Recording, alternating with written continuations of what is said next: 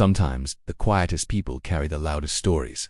In a small-town diner bathed in morning light, one old man sat alone, a veteran who had already faced every kind of battle except this one.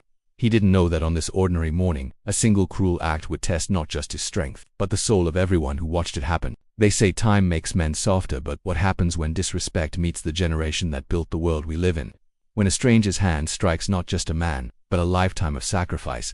This is the story of Walter Branson, an 81-year-old veteran, a father, and a man whose quiet dignity would awaken something powerful in the hearts of everyone around him. And it's the story of his son Thomas, the man the world called an outlaw, but who, on one unforgettable morning, became the embodiment of loyalty, love, and redemption. Stay with us, because what happened inside that diner will remind you that no matter how cold the world becomes, respect, family, and kindness will always burn brighter than hate. The diner was quiet that morning, the kind of quiet that felt almost sacred. You could hear the faint hiss of the coffee machine, the soft murmur of a radio playing an old country tune, and the rhythmic clinking of spoons against ceramic cups. The sunlight streamed through the wide front windows, slicing across the floor in long golden streaks. Dust particles floated lazily in the beams, turning the ordinary space into something almost nostalgic, like a memory from another time. At the corner booth sat Walter Branson, 81 years old and still holding on to the habits that kept him grounded. Every morning, at precisely 8:15 a.m., he would walk through that diner's glass door, slow but steady, nodding politely to whoever greeted him. He always wore the same thing, a flannel shirt faded thin at the elbows, thick brown boots worn smooth from years of use, and a look of quiet determination that never left his face. For most people, Walter was just a regular old man with a routine, but for those who knew him, even a little, he was something more, a man of principle, discipline, and quiet pride. A veteran of the Korean War, he had seen more than most could imagine.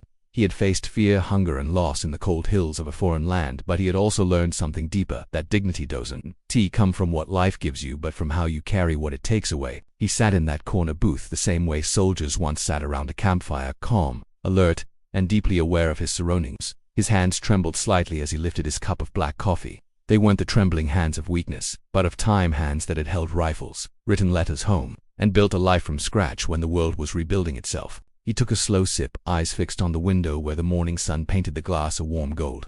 For Walter, the diner was more than just a place to eat. It was a ritual, a refuge, a small corner of peace in a noisy, restless world. The staff knew him by name. The waitress, a young woman named Clara, always had his order ready before he even sat down. Black coffee, 2 scrambled eggs, wheat toast, simple, consistent, dependable, just like him.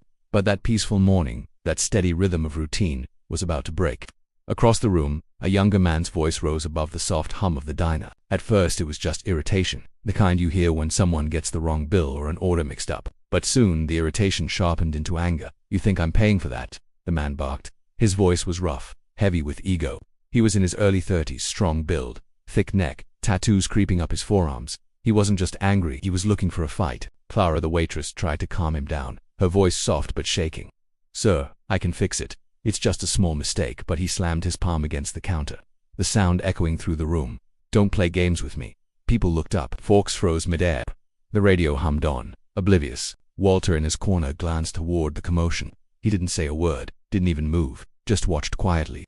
There was something in his eyes, something steady and old, that carried both wisdom and warning. It wasn't judgment, it was presence. The young man noticed him. Maybe it was the calmness that provoked him. Maybe it was that quiet strength that some men mistake for weakness, but something inside him snapped. He turned toward Walter, his face twisted with a smirk.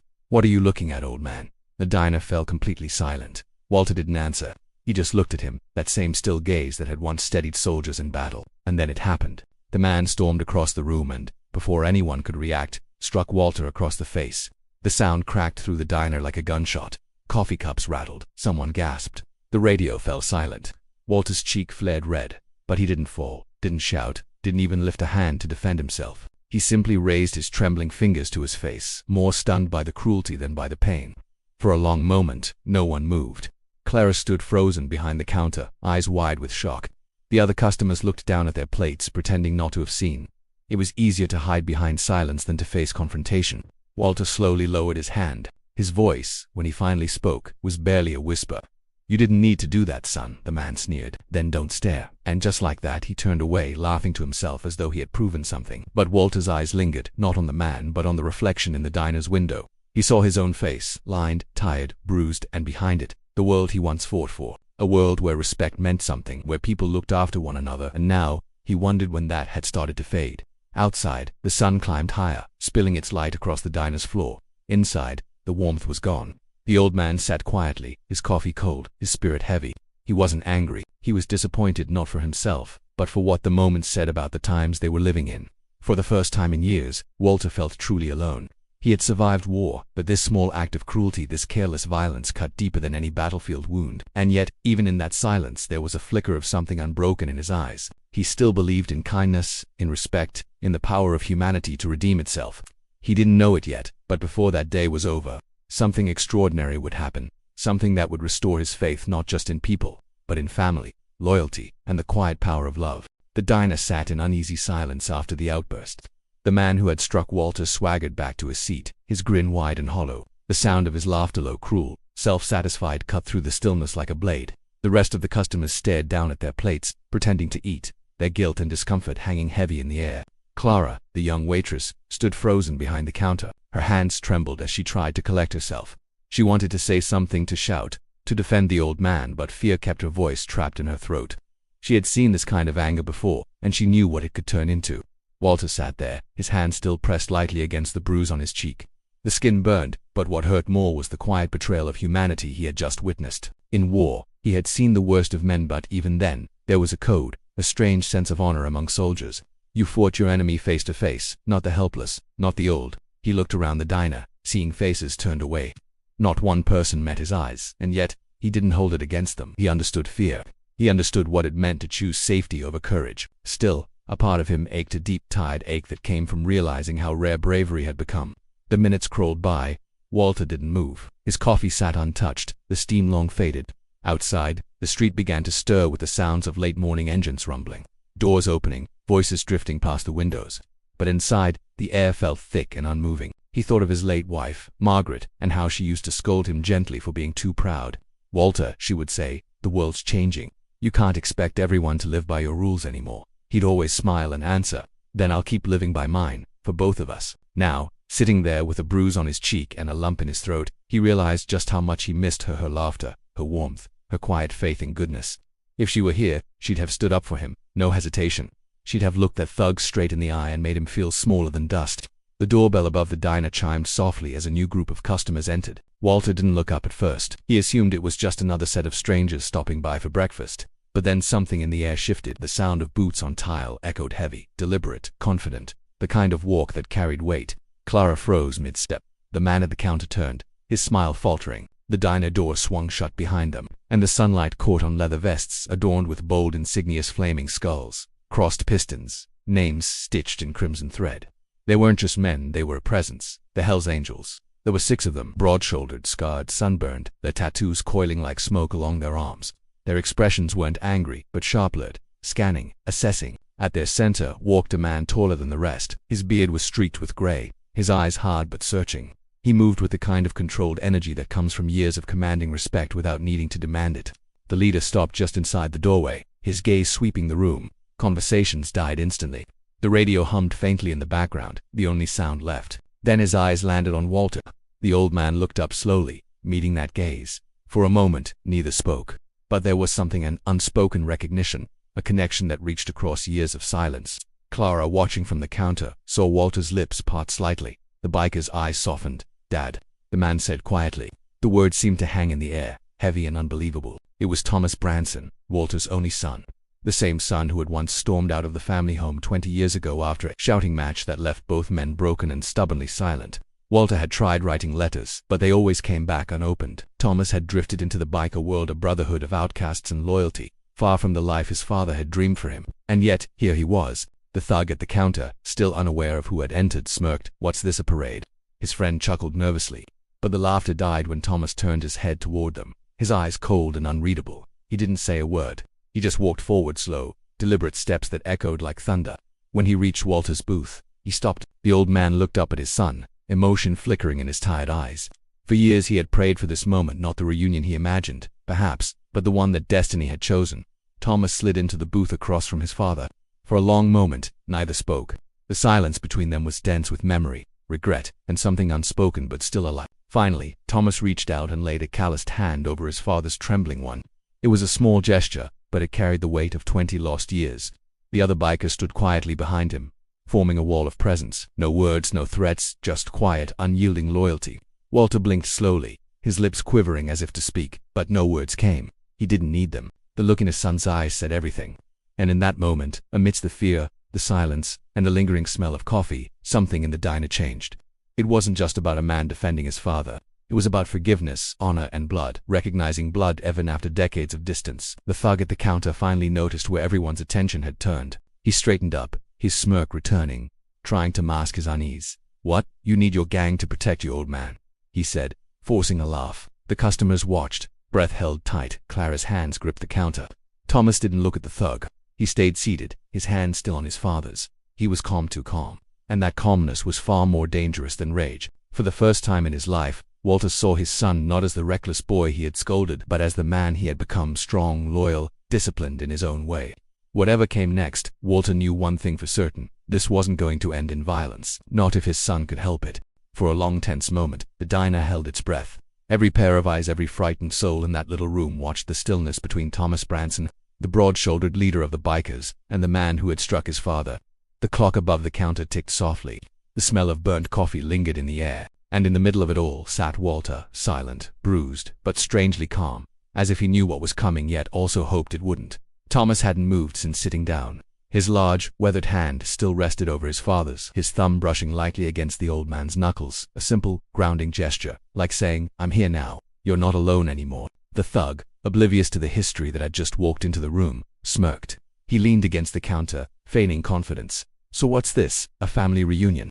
he jeered, his words sharp with arrogance. "Didn't realize you needed backup, Grandpa." Thomas finally lifted his gaze. The eyes that met the thug's weren't angry, they were measured, steady, the kind of eyes that had seen too much of life to waste time on fury.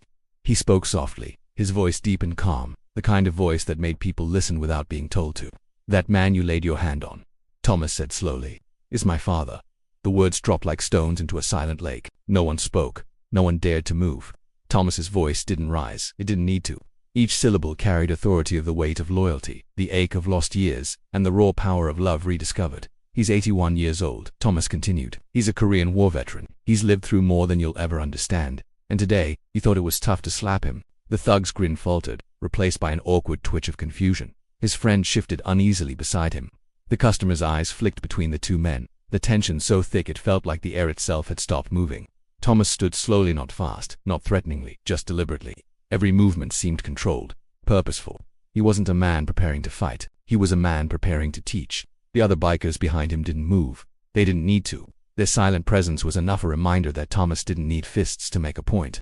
"You think strength is about how loud you yell?" Thomas asked. "Or how hard you hit?" He stepped closer, his boots echoing on the diner's floor.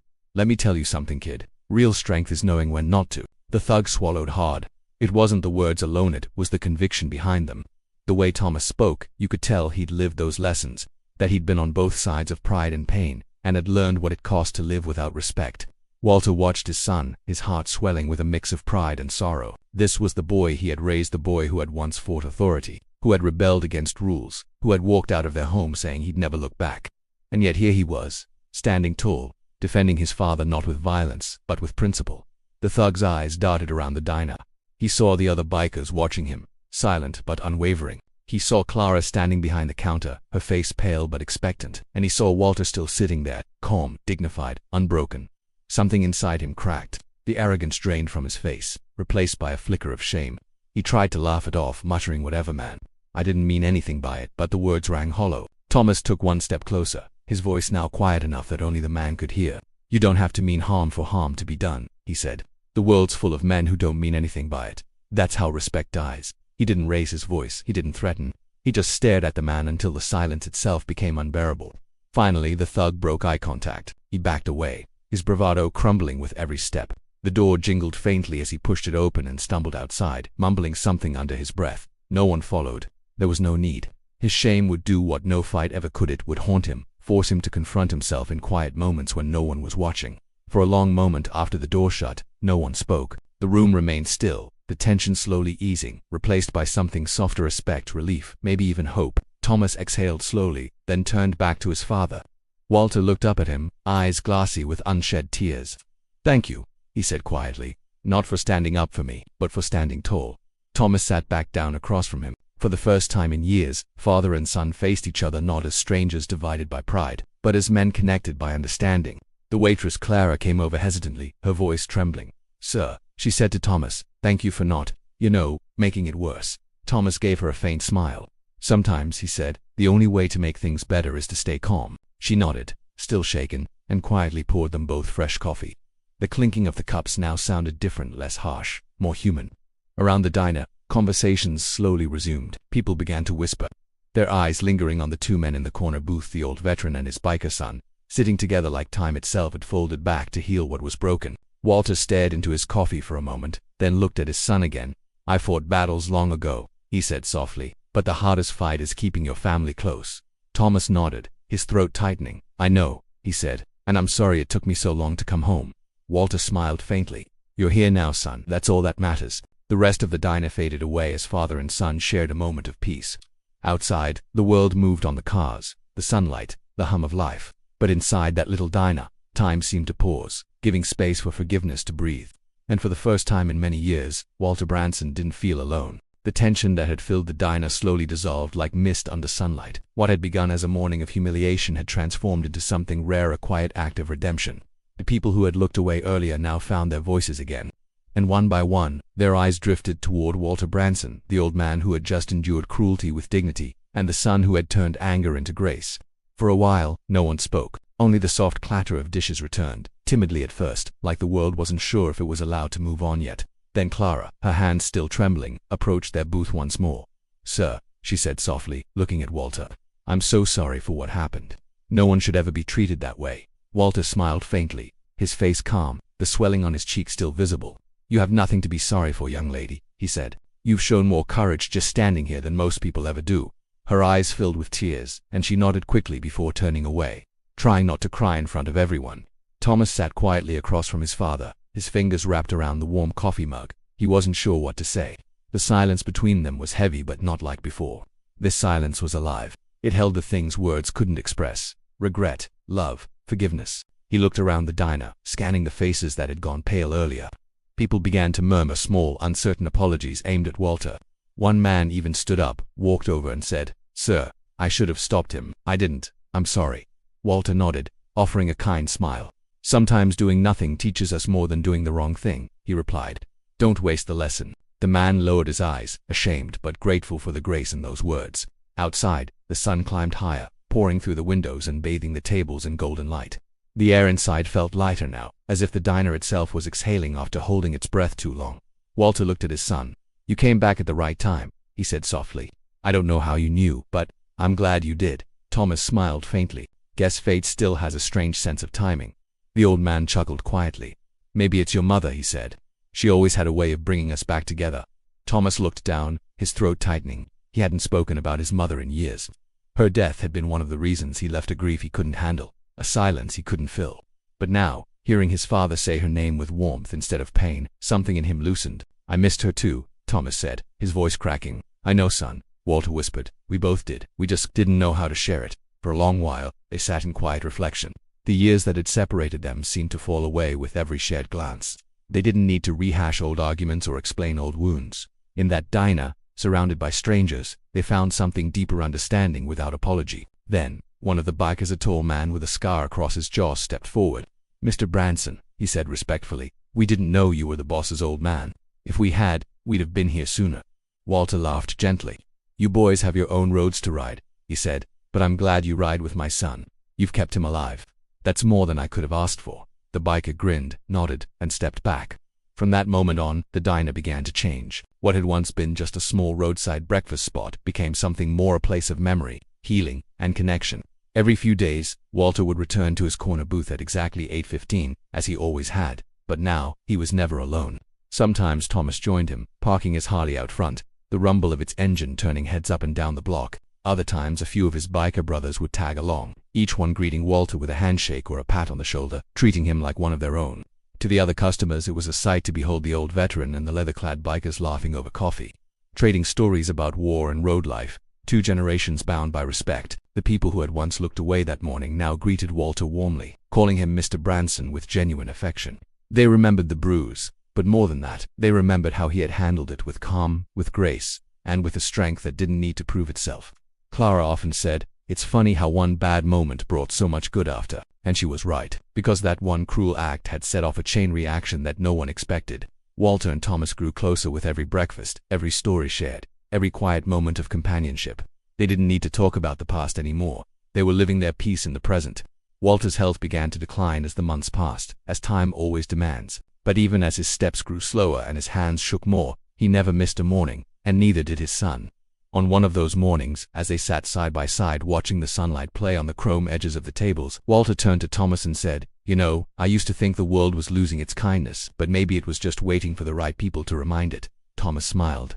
"Guess we did okay then." Walter chuckled softly. "Yeah," he said, looking out the window. "We did when Walter Branson passed away the following spring. The diner was filled beyond capacity, not just with family, but with friends, bikers, townsfolk, and even strangers who had only met him once but never forgot his kindness." Thomas stood near his father's favorite booth that day, a fresh cup of black coffee sitting untouched on the table. A silent tribute. He didn't cry. He just placed his hand where his father's used to rest and whispered, "Ride easy, Dad." From then on, the diner kept that corner booth open. Walter's booth. A small brass plaque on the wall above it read, "In honor of Walter Branson, veteran, father, friend, strength is quiet, respect is eternal." Every morning, sunlight still streamed through the window, catching on that plaque and making it shine. And if you listened closely, between the soft clinking of cups and the murmur of conversations, you could almost feel Walter's presence, steady, proud, peaceful. For everyone who came after, that diner wasn't just a place to eat. It was a reminder of what really mattered: respect for those who came before us, the courage to stand up for what's right, and the power of love to heal what's been lost. So when you walk into a diner someday and see an old man sitting alone at a corner booth, don't look away. Smile, say hello, because you never know, you might just be looking at someone who once fought for your peace and still believes in the world's ability to be kind again.